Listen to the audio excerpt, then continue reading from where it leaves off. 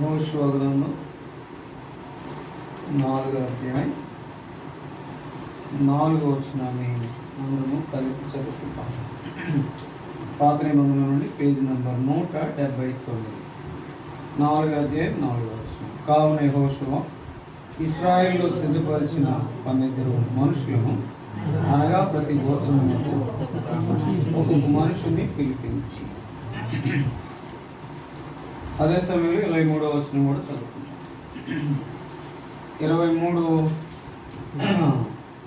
23వ అధ్యాయము 1 నుండి 5 వచనాలు. 23వ అధ్యాయం 1 నుండి 5 వచనాలు చదువుకుంటాం. యెహోషువ గ్రంథం 4వ అధ్యాయము 4వ వచనంలో ఒక మాట మనం చదువుకుంటూ వచ్చినాం.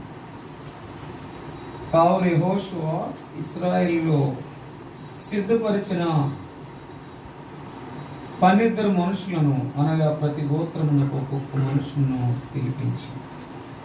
కాబట్టి ఇక్కడ యెహోషువ జీవితంలో మనం జ్ఞాపకం చేసుకునేది ఏంటంటే, తను ప్రభులో తను ఎంతగానో తగ్గించుకున్నవానిగా మనం చూడగలం. అందుకనే మొట్టమొదట తనకు పని బాధ్యత అప్పగించుకో ముందు దేవునితో కొనసాగుతూ అనేక మంది ఏం చెప్తారంటే, మోషే ఏమి చెప్తే అదే చేసిన. దేవుడు నడిపించినప్పుడు, ఒక నాయకుడిని నియమించినప్పుడు, ఆ నాయకుడు ఏం చెప్తే అది చేసిన వాడుగా ఉన్నాడు. ఆ నాయకుడు ఎవరు? మోషే. మోషే ఏం చెప్తే అది చేసినాడు. అంటే ఈ యొక్క సందర్భంలో దేవుడు నా గమనానికి తీసుకొచ్చిన లేఖన భాగం ఏంటంటే, ప్రభులో మనము నిజమైనటువంటి అనుభవంలోనికి, ఈ అనుభవంలోనికి రావడానికి ప్రభు యేసుక్రీస్తు వారు దాసునికి తీసుకొచ్చినటువంటి మంచి తలంపుల్లో భాగంగా దేవుడు నాకు తలంపించాడు. ఆ గాడిదకి ఎప్పుడు ఘనత వచ్చింది? ఎప్పుడు ఘనత వచ్చింది? దేవుడు ఏం చేశాడు? గాడిద మీద ఎక్కినాడు. అంటే ఒక్క మాటలో గాడిదకి ఎప్పుడు ఘనత వచ్చిందంటే, ప్రభు ఎప్పుడు తగ్గించుకున్నప్పుడు. అంటే తగ్గించుకుని ఏం చేసినాడు? ఆయన మన కొరకు ఈ లోకానికి వచ్చాడు. అది సంగతి. గాడిదకి వచ్చిన ఘనత ఉంది అంటే, నీకు నా ఘనత కలిగింది అంటే, ఆయన తగ్గించుకున్నవాడుగా లేకపోతే ఆ ఘనత ఎంత మాత్రం కూడా వచ్చేది కాదు. గాడిదని తీసుకురమ్మని దానికి కావలసినంత చేయొచ్చు, కానీ ఆయన ఎక్కకపోతే ఆ గాడిదని ఎవరు కూడా పట్టించుకోరు. అంటే ప్రభు యేసుక్రీస్తు వాళ్ళు ఉన్నది ఏంటన్నమాట? ఒక విశ్వాస జీవితంలో ఉండవలసింది ఏంటి అంటే, బలలో పాలు పంపులకు ముందు ఆయన శరీరానికి సాదృశ్యమైన రొట్టెలో, ఆయన రక్తానికి సాదృశ్యమైనటువంటి మరి రసములో, పాత్రలో పాలు పంపులు పొందక ముందు మనము తగ్గించుకునే వారముగా ఉండాలి. అందుకని మోషే ఆయన చెప్పినదంతా ఏం చేశాడంట? నెరవేర్చిన వాడుగా ఉన్నాడు. అలాగే మనం చూస్తాము, జ్ఞాపకం చేసుకుంటే, ఆయన ముసలివాడు అయినప్పటికీ కూడా యెహోషువ ఏం చేస్తూ వచ్చాడు? ప్రతిదీ మోషే ధర్మశాస్త్రం అంతటినీ నెరవేర్చిన వాడుగా, గైకొన్నవాడుగా ఉన్నాడని మనం చూస్తాం. అయితే ఇక్కడ మనం జ్ఞాపకం చేసుకుంటే, యెహోషువ జీవితంలో తగ్గింపును బట్టే యెహోవా మరి తన జీవితంలో జ్ఞాపకం చేసుకుని, తర్వాత మోషే తర్వాత అప్పగించినటువంటి ఆ పనిలో నమ్మకంగా సాగిపోయినాడు. మనకి దేవుడు రక్షించబడిన తర్వాత మనకు ఒక పని ఉంది. క్రైస్తవ జీవితంలో విశ్వాసులకు ఏం పని అంట? ఒక పని ఉంది. ఆదివారం ఏం పని? ఆరాధించే పని. రెండవది ఆయన యొక్క శరీర రక్తంలో పాలు పంపుల పని. ఆ పనిలో ఏముండాలన్నమాట? తగ్గింపుతో కూడిన, నమ్మకంతో కూడిన, దాని తర్వాత యోగ్యతతో కూడినటువంటి అనుభవం అనేది అవసరం. అందుకనే ఈ యొక్క బల్ల ఏం చూపిస్తుంది? మూడింటిని చూపిస్తుంది. ఒకటి, నేను ఆయనలో ఏకం చేయబడ్డానని చూపిస్తుంది. రెండవది, నేను ఆయన కొరకు సిద్ధంగా ఉన్నానని చూపిస్తుంది. మూడవది, ఆయన రాకడ పర్యంతము నేను ఆయన కొరకు ఎదురు చూస్తున్నాను అనేది చూపిస్తుంది. అంటే ఈ మూడు విషయాల్లో మనం జ్ఞాపకం చేసుకోవాల్సింది ఏంటంటే, ఈ మూడు విషయాల్లోనికి రావడానికి మనలో కూడా యేసు ప్రభు వారిని తలపోసుకుని మనలో తగ్గింపు ఉండాలనేది. యెహోషువని తలపోసుకుని ఆయనకున్నటువంటి తగ్గింపుని, అందుకని ప్రతి వారిని ఏం చేశాడంట, ఒక్కో గోత్రానికి గురించి ఏం చేశాడు, పిలిపించిన వాడిగా ఉన్నాడు. అంటే మనందరూ ఇప్పుడు అక్కడ ఒక మాటలో తగ్గింపులో కూడినటువంటి అనుభవం ఏంటంటే, నిజంగా అందరిని సమ్మప్పు చేయటం అండ్ అందరినీ కలిపేటట్లుగా చేయటం. జ్ఞాపకం చేసుకుంటే మనం కూడా చాలాసార్లు ఏం చేస్తాము, దేవుని మందిరానికి వస్తూ ఉంటామే కానీ మనం ఏం చేయం, ఒకరినొకరు కలుసుకోను. అప్పుడే మనం ఎట్లుంటుందంటే భోజనం చేసి అన్నం తిని ముద్దుడుచుకుని వెళ్ళిపోయినట్టుగా ఉంటుంది. ఎట్లా, ఎందుకని ఆరాధన అయిపోయిన తర్వాత ఎప్పుడైనా హృదయపూర్వకమైన ప్రైజ్లో, హృదయపూర్వకమైన అనుభవం ఎప్పుడైనా షేర్ చేసుకున్నావా, వాళ్ళతో మాట్లాడావా, అడిగావా అని అంటే మనకి చాలా తక్కువ. అంటే ఇక్కడ యెహోషువ జీవితం, అందుకని చూడండి ఏబు గ్రంథం ఒక మాట చూద్దాం. అక్కడ ఏబు గ్రంథం 1వ అధ్యాయం 5వ వచనం చూడండి. ఏబు గ్రంథం 1వ అధ్యాయం 5వ వచనం. పూర్తి కాగా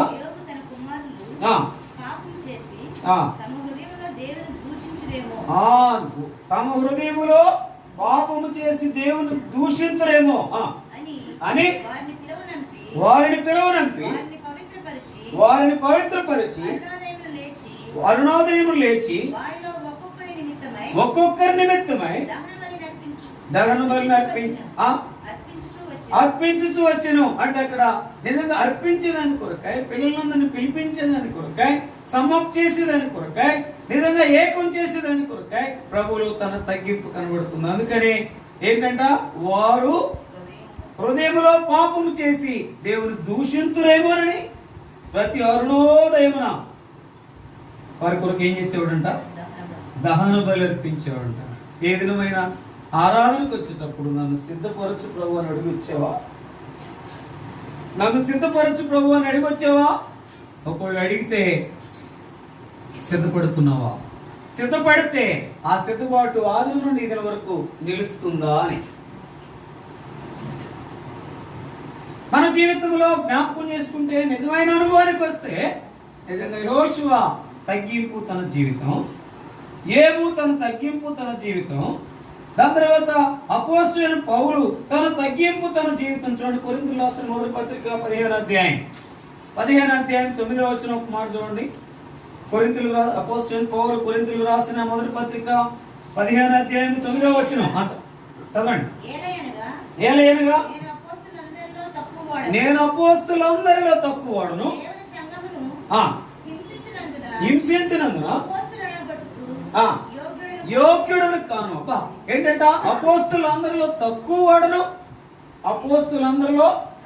అపోస్తలులందరినీ హింసించిన వాడిని యోగ్యుడను కాను. వాస్తవానికి నిజంగా ఆ యొక్క అనువు గాడిద లాంటి మన జీవితం అనుభవంలోనికి ఆ మాటలో నేను వెళ్ళట్లేదు, కానీ అంత ఘనత వచ్చింది. కారణం ఏంటంటే ఆ ప్రభువుని బట్టే. అందుకని అపోస్తలుడైన ఆ యెహోషువ తన తగ్గింపు, అందుకనే ఏబు తన తగ్గింపు, అందుకనే అపోస్తలుడైన పౌలు తన తగ్గింపుని చూపిస్తా ఉంది. అందుకనే బాప్తిస్మం ఇచ్చే యోహాను కూడా ఆయన తగ్గించుకున్నాడు. చూడండి యోహాను సువార్త 3వ అధ్యాయం 11వ వచనం. యోహాను సువార్త 3వ అధ్యాయం 15వ వచనం. 11వ వచనం చదవండి. మత్తయి సువార్త 3వ అధ్యాయం మత్తయి సువార్త 3వ అధ్యాయం 11వ వచనం. మత్తయి సువార్త ఆయన హెచ్చవలసి ఉన్నది, నేను తగ్గవలసి ఉన్నది. పైనుండి వచ్చేవాడు అందరికి పైనున్నవాడు. కాబట్టి ఆయన ఏం చేయవలసిందంట, హెచ్చవలసి ఉంది, నేను తగ్గవలసి ఉంది. వాస్తవానికి నేనెక్కడంటే, వాస్తవానికి తగ్గింపులో ఉన్నా. అంటే ఈ లోకంలో కనబడకుండా, ఈ లోకంలో ఎక్కడా నా పేరు అనేది లేకుండా ఉన్న నన్ను దేవుడు జ్ఞాపకం చేసుకుని నన్ను ఈ స్థితిలోకి తెచ్చాడు. అంటే ఈ యొక్క నలుగురు ఎవరు? యెహోషువ, ఎవరు? ఏబు, ఎవరు? మరి అపోస్తలుడైన పౌలు, ఎవరు? బాప్తిస్మం ఇచ్చే యోహానులో ఏం కనబడుతుందంటే తగ్గింపు కనబడుతుంది. అందుకనే ఈ తగ్గింపు అనేది మన జీవితంలో కూడా కనబడాలి. ఎందుకంటే ఆయన తగ్గించుకున్నాడు. ఆయన జన్మలో తగ్గించుకున్నాడు, ఆయన జీవితంలో తగ్గించుకున్నాడు, ఆయన సిలువలో తగ్గించుకున్నాడు. దాని తర్వాత ఆయన ఎంతో అప్పగించుకుని ఓర్చుకున్నాడు, తగ్గించుకున్నాడు. ఆయన సమాధి చేసేంత వరకు తగ్గించుకున్నాడు.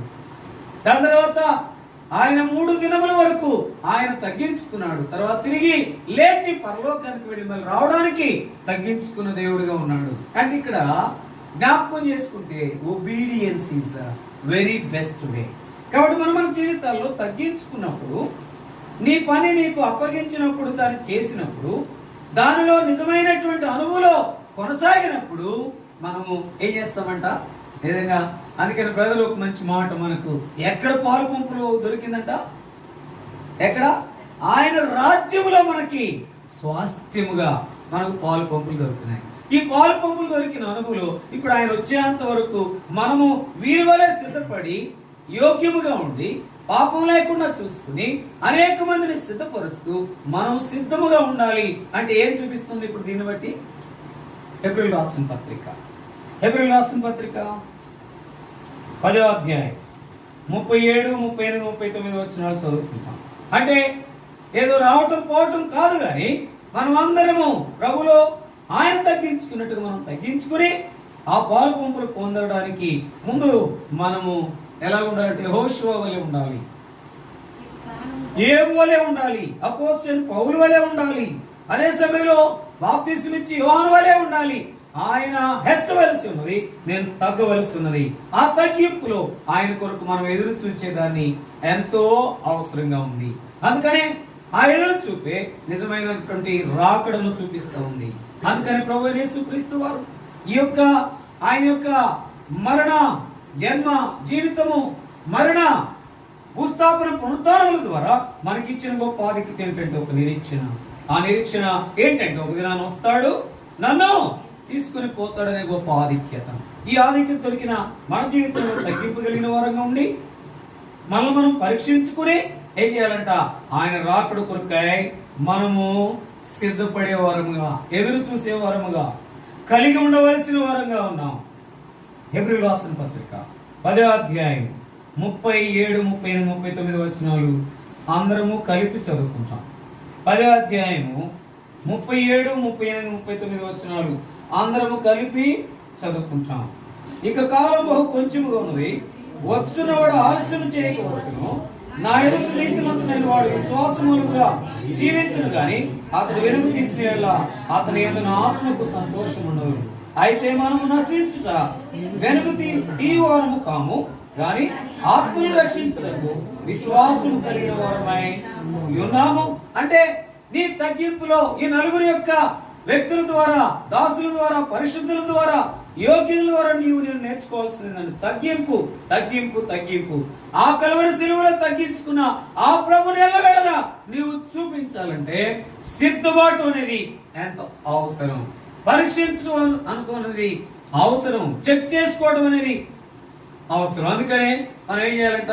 అందుకని బలవర్తమానం అంటే కొరింథీయులకు రాసిన మొదటి పత్రిక 11వ అధ్యాయం 28వ వచనం నుండి 31వ వచనం వరకు చదువుకుంటాం. చివరగా 31వ వచనం నుండి మనమే విమర్శించుకునేలా తీర్పు పొందకపోదుము. అంటే యెహోషువ తన జీవితంలో నిజంగా ఆ ఆజ్ఞలన్నిటిని, ఆ మాట కూడా మనం చదవాలి. చూడండి, యెహోషువ గ్రంథం దానికంటే దీనికి ముందు వచ్చే ముందు యెహోషువ గ్రంథం 23వ అధ్యాయం 6-7 వచనాలు కూడా చదవండి. యెహోషువ గ్రంథం 23వ అధ్యాయం 6-7 వచనాలు చదవండి. కాబట్టి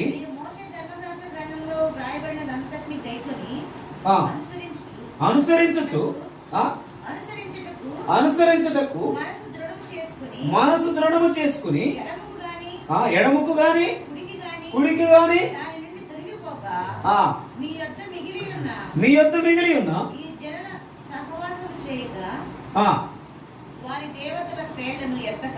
ఎత్తక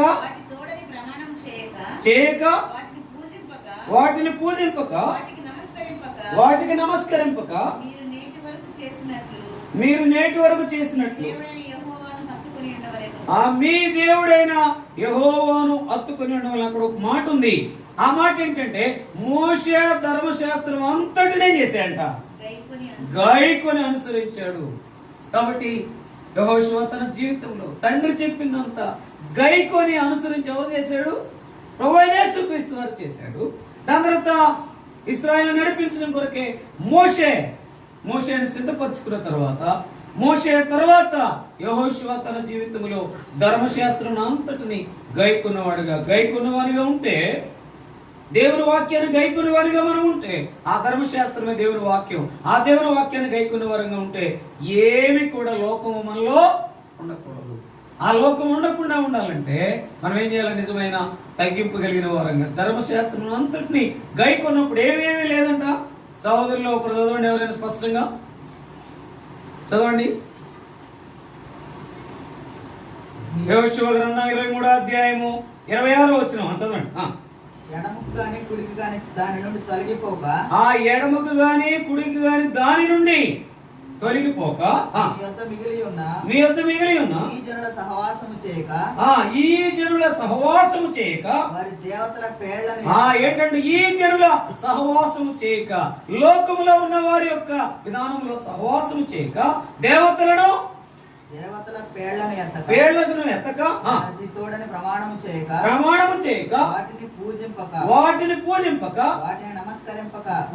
నమస్కరింపక, మీరు నేటి వరకు చేసినట్లు మీ దేవుడైన యెహోవాను హత్తుకొని ఉండవాలి. ఏంటి? నేటి వరకు చేసినట్లుగా ఆనాడు రక్షించబడిన ఆనాడే వాడు హత్తుకోవడం, ఈనాటి వరకు ఏం చేయాలంట? హత్తుకొని ఉండాలంటే ఏం చేయాలంట? ధర్మశాస్త్రం అంతటిని ఏం చేయాలా? గైకొనాలి. కష్టం ఏంటి? అసలు కష్టం ఏంటి చెప్పండి? ఒకటే ఒక్క చిన్న మాట మనలేదన్న అంటే ఏమవుతాము? వెంటనే రియాక్ట్ అయిపోయాం. గత వారం అందుకే నేను రాను అని అంటాను. అంటే నువ్వనే కాదు, ఎవరైనా సరే వెంటనే ఏమవుతారు? రియాక్ట్ అయిపోతారు కదా.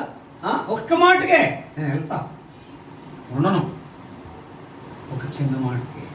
ఇక అలాంటప్పుడు ధర్మశాస్త్రం అంతా గైకొని వీటన్నిటి విడిచిపెట్టాలంటే గైకొనటం అంటే ఎంత కష్టం. ఆ కష్టం ఎప్పుడు అవుతుందంటే తగ్గించుకోలేనటువంటి స్థితి లేనప్పుడే కష్టం.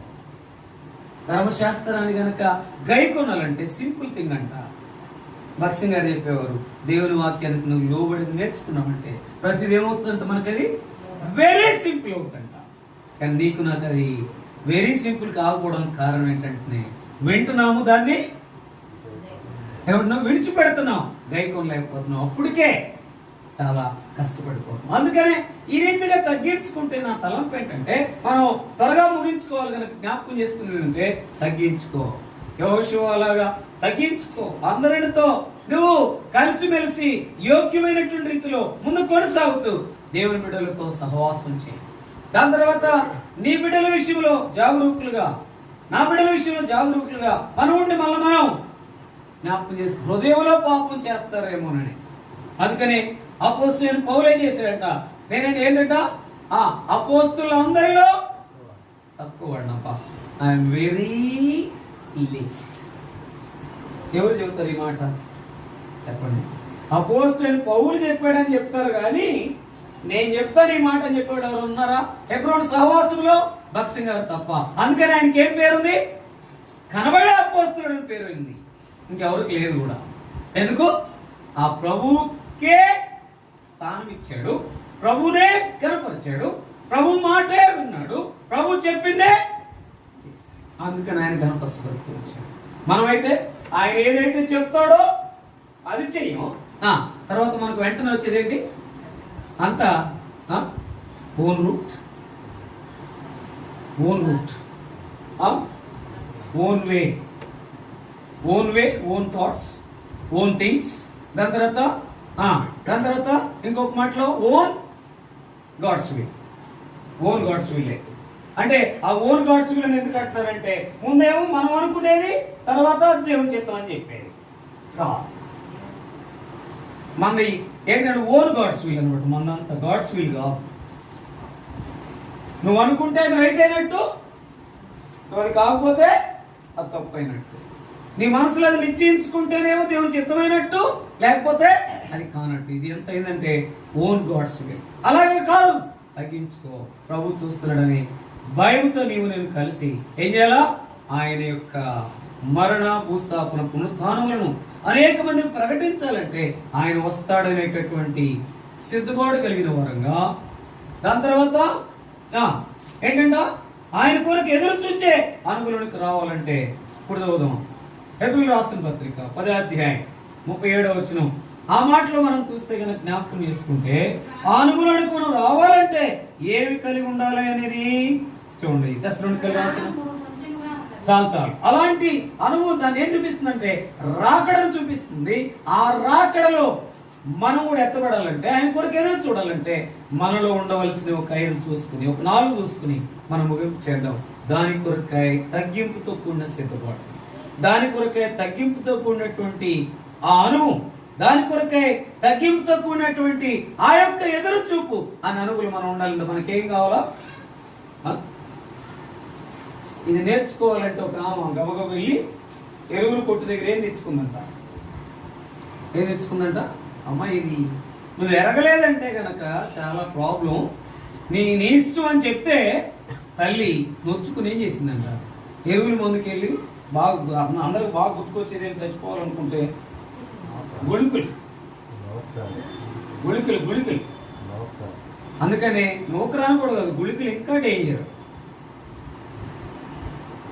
అదైనా గుళికల మందు తీసుకొచ్చి అని అంటే ఒక మాట ఉందంట, గుళిక మందు తెచ్చుకున్నావు వేసుకో, కానీ వేసుకోకముందు ఒక మాట, నీకు నువ్వే పోతావు కానీ ఎవరిని తీసుకోవాలి.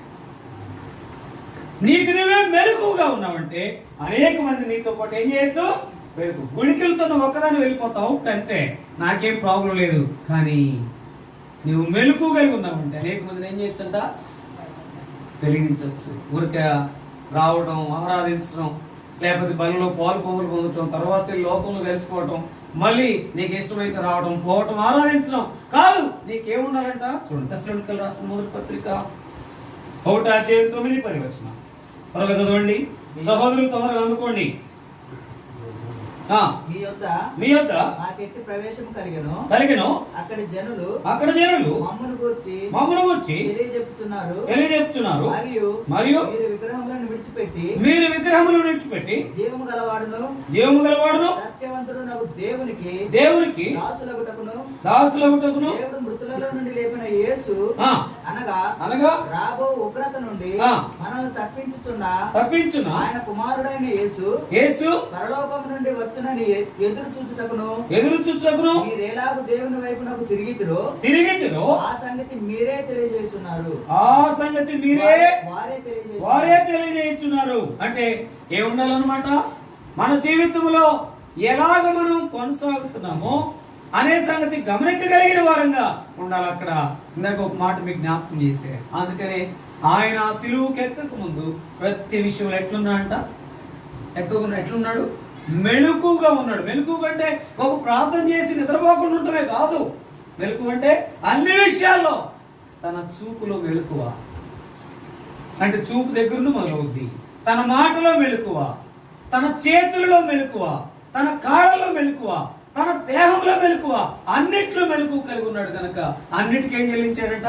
క్రయము. అంటే మనకేముండాలి? మన జీవితం అంతట్లో ఆయనలో పాలు పంపులు పొందాలంటే, ఆయన ఆరాధించాలంటే మనకేం కావాలా? మెలకువ అనేది అవసరం.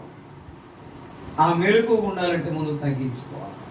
ఒకవేళ ఏదైనా పాపం చేస్తానేమో అన్నిట్లో నుండి అని జ్ఞాపకం చేసుకుని, ఒకవేళ ఏదైనా జ్ఞాపకం వస్తే నా చూపు ద్వారా, నా నోటి ద్వారా, నా దేహం ద్వారా, నా చేతుల ద్వారా, నా కాళ్ళ ద్వారా ఏదైనా చేసినట్టు గుర్తుకొస్తే వెంటనే దాన్ని విడిచిపెట్టడం కొరకే ఈ బల్ల మీద ఉంచబడినటువంటి శరీర రక్తములు.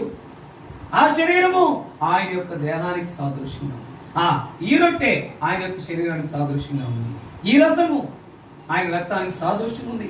అందుకని మనకు మెలుకు అనేది ఎంతో అవసరం. నేనంటాను అక్కడ మొదట ఆ మాట మనం అందరం చదువుకుంటే ప్రారంభంలో ఉంది 10:37. ఆ మాట చదివితే హెబ్రీయులకు రాసిన పత్రిక 10వ అధ్యాయము 37వ వచనం చదవండి ఒకసారి. 10వ అధ్యాయం 37వ వచనం త్వరగా.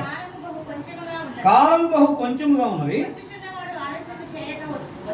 వచ్చును నా ఎదుట నీతిమంతుడైన వాడు విశ్వాస మూలముగా జీవించుడు గాని అతడు వెనక తీసిన ఎడల, విశ్వాస మూలముగా జీవించిన గాని అతడు వెనక తీసిన ఎడల ఏంటంట, నా ఆత్మకు సంతోషముండదు. ప్రియమైన విశ్వాసి, ప్రియమైన సహోదరి సహోదరుడా, ఆ యొక్క బలలో పాల్పంపులు పొందక ముందు ఆయన ఎంత తగ్గించుకున్నాడో మనం అంత తగ్గించుకోవాలి. యెహోషువ గారు ఎంత తగ్గించుకున్నాడో మనం అంత తగ్గించుకోవాలి. ఏవి ఎంత తగ్గించుకున్నాడు, నేనెంతో నీతిపరుణ్ణి, నేనెంత భయభక్తులు కలిగిన వాడిని, నా పిల్లలు నీతిమంతులుగా ఉంటారు, భయభక్తులుగా ఉంటారు అని అనే విధానంలో ఉంటే గనక అలాగ చేసేవాడు కాదంటే, నా ప్రభు దగ్గరికి నేను సిద్ధపరచాలనేటువంటి అనుభవం కలిగి అందరి దగ్గరికి వచ్చి సమకూర్చి వారి కొరకై ఏం చేశాడంట, నిజంగా ఏం చేశాడంటే, ఏమి దగ్గరికి వస్తే నాకు ఎప్పుడు ఆశ్చర్యమే, ఏం చేశాడంట, వారి కొరకై బలి అర్పించిన వాడుగా ఉన్నాడు. అంటే ప్రభు కొరకు సిద్ధపరిచిన వాడుగా ఉన్నాడు.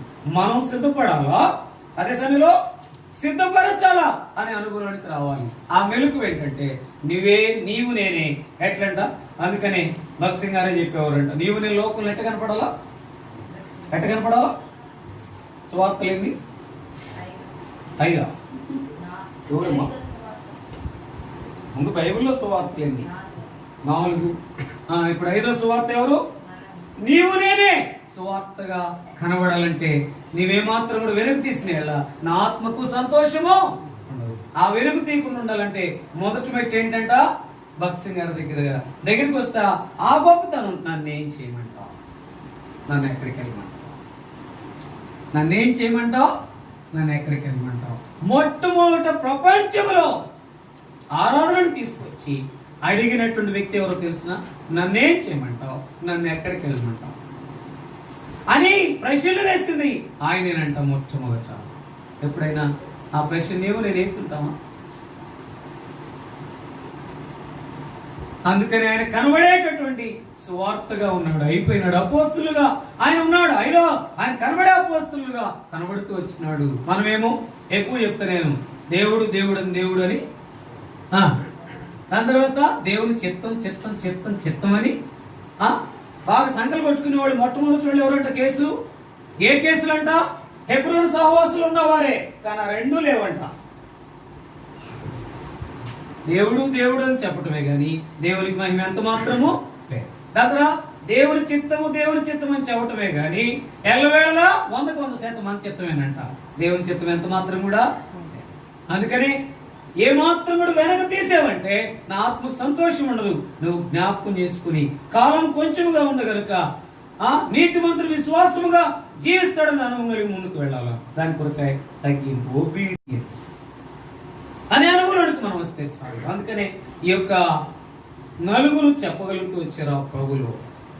నిజమైన తగ్గింపుని ఎవరైతే తగ్గింపు ఉంచుకుంటారో వారు మెలుకు కలిగి ఉంటారు. ఆ మెలకు కలిగిన అనుభవమే నిజమైన దీటుగా మన నుంచి ఆయన కొరకు ఎదురు చూసినట్లుగా చేస్తుంది. చూడండి ఇంకో మాట, లూకాసు వార్త 21:34. లూకాసు వార్త 21:34. లూకాసు వార్త 21:34.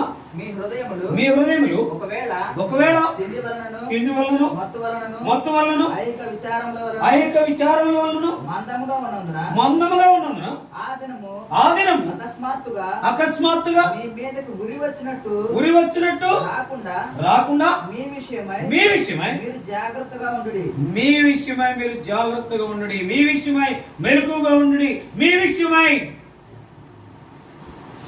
నీతిగా ఉండండి అని నీకు నాకు చెప్పే మాట. మీ విషయం అంటే ఒక్కొక్కరికి ప్రత్యేకంగా పరీక్షించుకుంటే గనక మనం ఏం చేయాలంట, నిజంగా నాకు జాగ్రత్తగా ఉండాలి.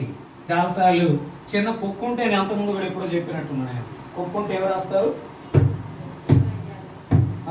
కుక్కలు ఉన్నాయి జాగ్రత్త అనే దానికంటే బివేర్ ఆఫ్ డాగ్స్. దాని తర్వాత ఇంకో చోటుకి వెళ్తే, పెద్ద హాస్పిటల్కి వెళ్తే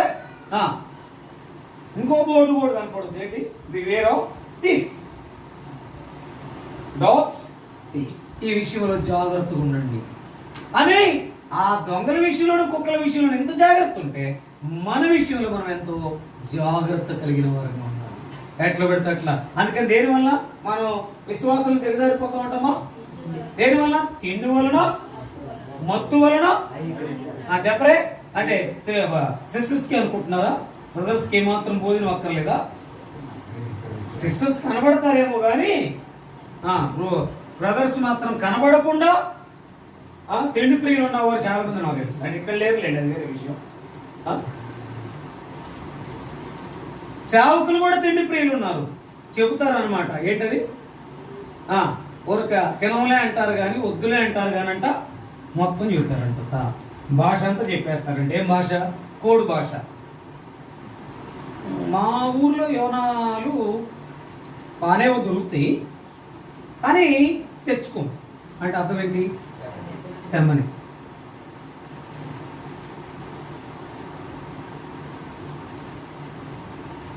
ఈ విషయంలో జాగ్రత్త అనేది లేకపోతే ఖచ్చితంగా లోకంలో కలిసిపోతాం. తిండి వలన, మత్తు వలన. మత్తు అంటే నిద్ర. చాలా చాలా ఇంపార్టెంట్ అన్నమాట ఈ విషయంలో. ఈ మత్తే నేను ఆకస్మికంగా ప్రభు వచ్చినప్పుడు వారి నిద్ర ఏం చేసింది? వారిని ఏం చేసింది? విడవబడేటట్టుగా చేసింది. ఎవరిని? బుద్ధి లేని, అసలు ఆ పేరే స్పష్టంగా కనపడుతుంది అక్కడ. మనం అక్కడ బైబిల్ చదివితే బాధపడం కానీ అదే నేను బుద్ధి లేనివాడు అంటే చిన్నగా ఏం చేస్తాము? స్టెప్స్ దిగిపోయి గబు గబు గబు గబు గబువా కిందకి వెళ్ళిపోయి ఇక పత్తా నువ్వు అడ్రస్ ఉన్నావు. అదే దాన్ని నువ్వు చదువుకో. మత్తయి సువార్త 25వ అధ్యాయంలో కనుక నువ్వు సరిగా లేకపోతే, నీ దివిటి వెలుగుతూ లేకపోతే, నీలో ఆత్మ పని చేయకపోతే, ప్రభు కొరకు ఎదురు చూడకపోతే, ఓర్చుకోకపోతే, నిలవకపోతే నీవు విడబడి జాబితాలో ఉంటావు. ఈ అనుభవాలకు రాకుండా తగ్గించుకో. ఇది నాకే పాఠం ఉందో, దీనిలో ఏ పాఠం వాళ్ళు ఎంతో గొప్ప సేవ చేసి ప్రభువుకు దగ్గరగా ఉన్నవారు అయిన వాళ్ళు ఏం కనబడుతుంది? తగ్గింపు కనబడతా ఉంది. ఏమి ఈ మాట చెప్పకపోతే వాళ్ళకి అవుదా? కానీ అందరికి మాదిరి కొరకు చెప్పారంట, ప్రభువుని హైలైట్ చేసేదాని కొరకు వారు చెప్పారంట. ఈ అనుభవం మనకి ఎంతో అవసరం. కాబట్టి తిండి వలన, మత్తు వలన అనేక విచారాలంటే ఎక్కడ లేని వాటి విషయంలో ఎంత చింతో చెప్పలేము. ప్రభు కొరకు ఎప్పుడైనా చింత ఉందా? నా ప్రభు ఏమో అన్న నా బాధ మీకు తెలియదన్న, అసలు నీకే ఉద్యోగం ఉన్నాయి, ఇంకెవరికి లేదా భూలోకం? లేకపోతే అన్నా మీకు అట్ట కాదన్నా, నీకేనా చెప్పేది? రాజేష్ నీకేనా అన్న అట్ట కాదన్నా చెప్పేది ఏనండి అన్న ముందు అని అంటావా లేదా? నీకేనా పని ఉంది? నీకేనా బాధ్యతలు ఉంది? నీకేనా విధానం ఉంది? కాదు. అదే అంటే యవనస్తులు వాళ్ళు ఉన్నారు కాబట్టి వాళ్ళ పేరు చదువుతున్నా. అదే హానోకు కోటి మీరు మనందరం కలిసి సమ్మప్పుగా తగ్గించుకుని మెలకు కలిగిన వారంగా ఉన్నారు. ఐహిక విచారములతో కనుక వెళ్ళామంటే ప్రభులు మనం ముందుకు కొనసాగలేము. అందుకనే ఆ మెలకు ఆయన వచ్చేంత వరకు మెలకుగా. అందుకని ఏమంటారు వాళ్ళు? అంత అయిపోయిన తర్వాత ఏం చేశారు? నిజంగా ఆయన వచ్చాడు, బుద్ధి సిద్ధంగా ఉన్న వారిని, బుద్ధి కలిగిన వారిని తీసుకుని పోయాడు. వీళ్ళు ఏడుపుతోనే మిగిలిపోయినట్టుగా విడవబడిన వారుగా. చివరికి మనం అనుకుంటాం చాలాసార్లు, రక్షించబడిన వారు అందరూ పరలోక రాజ్యానికి వెళ్తారు అనుకోమాకండి. సిద్ధంగా ఉన్నవారు మాత్రమే. అంటే నిజమైనటువంటి హోప్ కలిగిన వారు మాత్రమే, నిరీక్షణ కలిగిన వారు మాత్రమే ఎత్తబడే జాబితాలో ఉంటారు. చూడండి, అందుకని మనం జ్ఞాపకం చేసుకుని మెలకు కలిగి ఉందాం. రెండో మాట చూడండి, తెస్సలోనికీయులకు రాసిన 2వ పత్రిక 19వ అధ్యాయం 20వ వచనం. 19వ అధ్యాయం 20వ వచనం. తెస్సలోనికీయులకు అపోస్తలుడైన పౌలు తెస్సలోనికీయులకు రాసిన 2వ పత్రిక 2వ అధ్యాయం 19వ వచనం 20వ వచనం చదవండి. లేదా క్షమించండి, మొదటి తెస్సలోనికీయులకు రాసిన పత్రిక. ఏలయనగా ఆనందమైనను అతిశయ కిరీటమైనను ఏది? యేసు యొక్క రాకడ సమయమున ఆయన ఎదుట మీరే కదా, నిశ్చయముగా మీరే మా మహిమయు ఆనందమునై ఉన్నారు. కాబట్టి నిజంగా ఏం చేయాలంట? మనల్ని బట్టి ముందు మనం మెలకుగా ఉంటే మనం ఏం చేయాలంట? మనల్ని బట్టి మీరే కదా, మిమ్మల్ని బట్టే కదా, మీ విధానాన్ని బట్టే, మనల్ని బట్టే కదా ఇతరులు. అందుకని మనమే సరిగా లేకపోతే మన ఇంటి వారిని రక్షించలేం, మన వీధి వారిని రక్షించలేం, దాని తర్వాత మన ఊరు వారిని రక్షించలేం. ఇంక ఊరు వారినే, ఇంటి వారినే, వీధిలో ఉన్న వారిని రక్షించకపోతే ఇక లోకమంతటి కొరకు ఏమి భారం కలిగి ఉంటాం. అందుకని ఆత్మల కొరకై మనం ఏం చేయాలంట? భారం కలిగిన వారంగా, అంటే ఆయన రాకడొచ్చే పర్యంతము ఆత్మల కొరకై మనం ఏం చేయాలంట? మెలకువ కలిగిన వారంగా ఉండాలి. అంటే ముందు నువ్వు మెలకువ ఉండాలా. నువ్వు మెలకువ ఉంటామంటే ముందు చదువుతూ వచ్చాం. రెండవదిగా ఆత్మలేడ భారం కలిగిన వారంగా మనం ఉండాలంటే ఆయన వచ్చేంత వరకు ఏం చేయాలి? ఇప్పుడు చెప్పండి, ఏం చేయాలా? చెప్పాను ఇందాకే, 5వ సువార్తగా మారాలంటే మనం ఏం చేయాలా? ఆయన వచ్చేంత వరకు, నేను వచ్చే వరకు నా మరణమును ప్రచురించుదురు, అంటే ఆయన సువార్త చేసేవారు ఉన్నారు.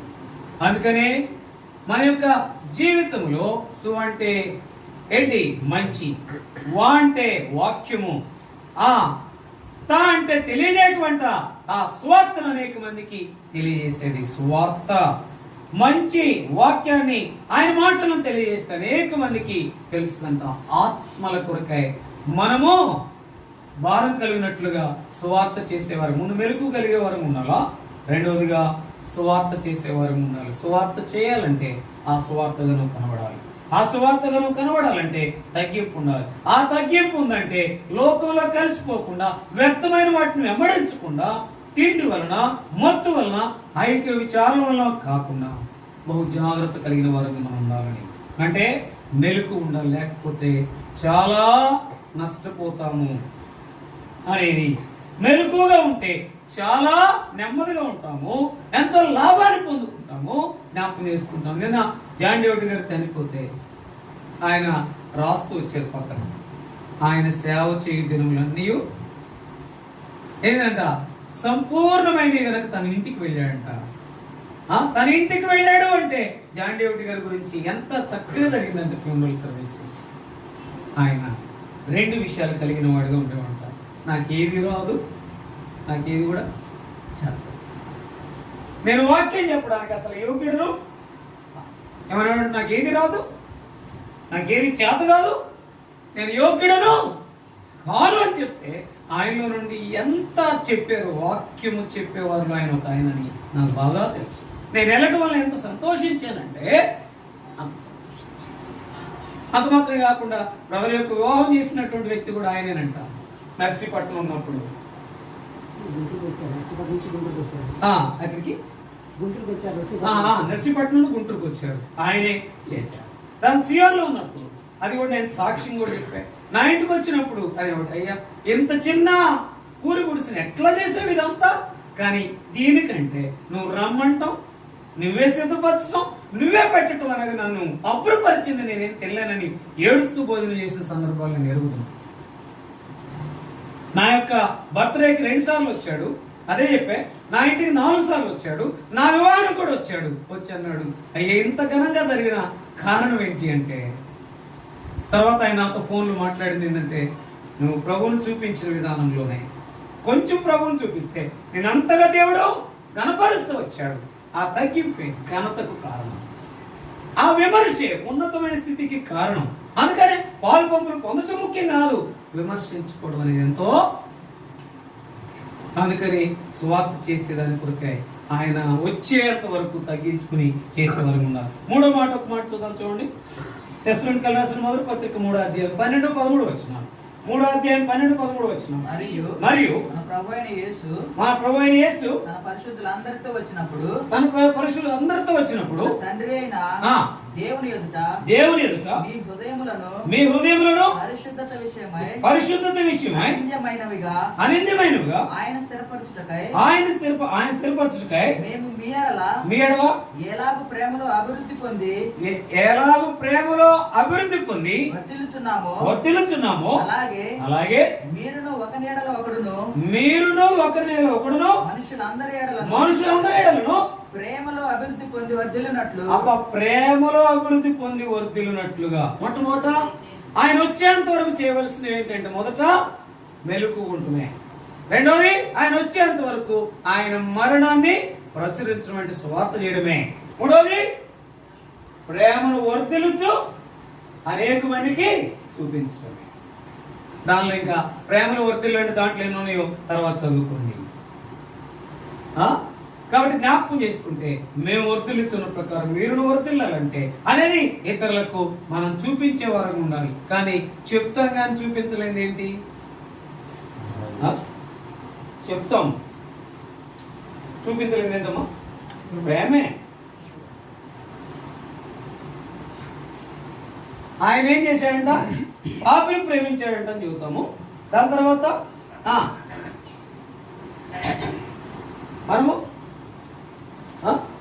పాపిని ప్రేమించాడు, పాపాన్ని ద్వేషించాడు. మనం ఏం చేస్తాము? పాపిని ద్వేషిస్తాము, పాపాన్ని ప్రేమిస్తాము. పాపాన్ని ప్రేమించడం అంటే లేదు, ఏముందిలే, అవన్నీ మనం ఇప్పుడు చేయలేము. నాలుగు తిప్పేవాళ్ళు చాలా మంది ఉన్నారంట. నేను ఐదేకరని ఒక చెప్తా, అందరూ ఏంటి నాలుగు తిప్పేవారే, అంటే వాక్యాన్ని చెప్పేవారు కానీ చేసేవారు ఎవరు లేరు. కానీ ఆయన మాత్రం వాక్యాన్ని చెప్పి వాక్య ప్రకారమే జీవించిన దైవజనులు ఒక ఆయనని చెప్తూ వచ్చాడు, ఐజాక్ అన్న కన్నా. కాబట్టి జ్ఞాపకం చేసుకుంటే మన జీవితంలో ఆ ప్రేమను పొందుకుని మనం ప్రేమను చూపించే వరంగా ఉందాం. చూడండి, ఆయన రాకడ పర్యంతం వచ్చేంత వరకు చూపించాల్సింది మూడోది ఒకటి. చూడండి, నాలుగోది ఆ మాట చూసుకుని మనం వాళ్ళలో పాల్పొంపులు పొందుతాం. తెస్సలోనికయులకు రాసిన మొదటి పత్రిక 4:16-17 వచనాలు చదువు రాజేష్. ఆర్భాటముతోను ప్రధాన దూత శబ్దముతోను దేవుని బోరతోను పరలోకము నుండి ప్రభు దిగివచ్చును. క్రీస్తునందుండి మృతులైన వారు మొదట లేతురు. ఆ మీదట సజీవులమై నిలిచిండు మనము వారితో కూడా ఏకముగా ప్రభువును ఎదుర్కొనుటకు ఆకాశ మండలమునకు మేఘముల మీద కొనిపోబడుదుము. కాగా మనము సదాకాలము ప్రభువుతో కూడా ఉందుము. సదాకాలం ప్రభుతో కూడా ఉందుమా. కాబట్టి మీరు ఈ మాటల చేత ఒకరినొకరు ఆదరించుకునుడి. ఇప్పుడు మా దగ్గర లేనిదేంటి? ఏం లేదు, ఉందా? ఏదైనా చెప్పగలవా? వాళ్ళలో పాల్పొంగులు పొందడానికి సిద్ధంగా ఉన్నావు. నీలో ఇప్పుడు వెలుగు ఉందా? ప్రశ్నించు. రెండవది, నీలో సువార్త చేయడానికి సిద్ధంగా ఉన్నావా? హృదయపూర్వకంగా నాలో ఆ సిద్ధపాటు ఉందా? నీవు నేను పరీక్షించుకోవాలి. మూడోది, ప్రేమ అనేది పొందుకున్న ప్రేమ ఉందా? ఆ ప్రేమ అనేది లేకపోతే ఆ యొక్క గాడిద అనే అనుభవంలోనికి మనము ఉన్న అనుభవంలో నుండి బయటకు వచ్చేవారం ఎంత మాత్రం కూడా కాదు. కాబట్టి జ్ఞాపకం చేసుకుంటే నాలుగోది ఏంటంట? మనం ఒకరినొకరు ఆదరించుకోవాలి. ఆదరించుకోవడం అంటే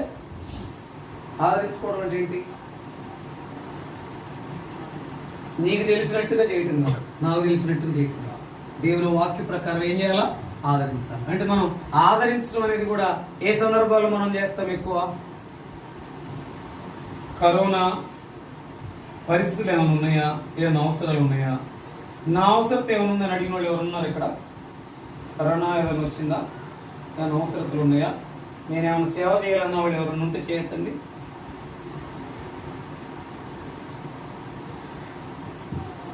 అయితే మనం ఏ సందర్భంలో ఆదరిస్తాము? మేము సంతోషంగా ఉన్నాము, మా సంతోషంలో పాల్పొంపులు పొందని చెప్పుకుంటాం.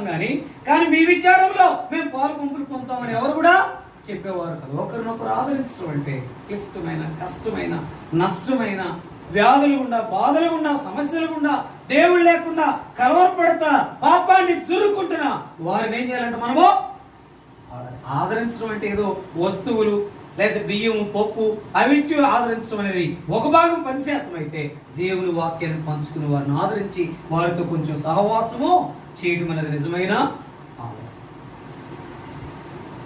వాస్తవానికి నిన్న జాన్ డేవిడ్ గారికి కరోనాతోనే మరణించడం అనుకున్నారు కానీ లేదు.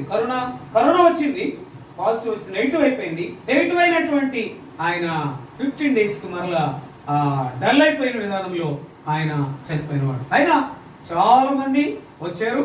అసలు 50 members కంటే పర్మిషన్ లేదన్నట్టుగా చెప్పారంట. చాలా మంది వచ్చారు. ఏది కూడా సువార్త కూడా గంట ముప్పావు